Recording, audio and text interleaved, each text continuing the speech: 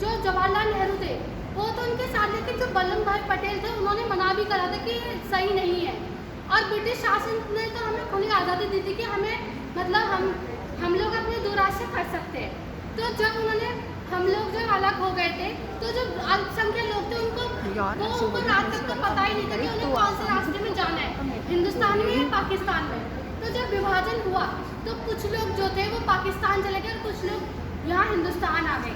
तो उनकी जो सारी अपनी ज़मीन जायदाद छोड़ के वहाँ रहना पड़ा और वहाँ पर उनके मतलब उनके साथ इतना बुरा व्यवहार किया जा रहा था, उनको अपना समझा नहीं जा रहा था।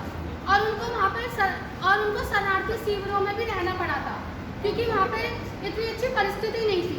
लेकिन विभाजन के दौरान इतनी सारी हमारे सांप्रदायिक दंगे फैले थे जिससे हमारे बहुत सारे लाखों लोगों की तो जाने गई थी। और हमारी जो बहुत सारी जो महिलाएं हैं उनको भी उनको अगवा करा जा रहा था या उनको जबरदस्ती मारा जा रहा था, या कुछ लोग जो थे उनको चांदनी बस आ जाओ। परिवर्तन भी हो रहे थे। तो उसके डर की वजह से कुछ परिवारों ने तो अपनी बहू बेटी है उनको जान से मार तक दिया था कि हमारी जो घर की इज्जत है वो नीलाम ना हो।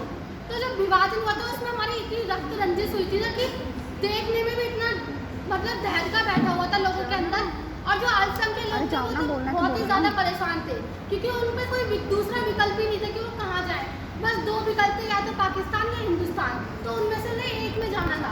जैसे कि हमने पढ़ा कि जो पूर्वी पाकिस्तान है, जो बांग्लादेश अलग हुआ है, उसकी लैंग्वेज अलग थी, लेकिन उनको मिला कहाँ दिया, जो असम के और जो बंगाल था उसको पाकिस्तान में भेज दिया गया था थोड़ा सा, क्योंकि गलत बोल दिया। पाकिस्तान को भाग मारा जाता था। लेकिन उनकी लैंग्वेज अलग थी, उनकी लैंग्वेज बंगाली थी और उनकी उर्दू।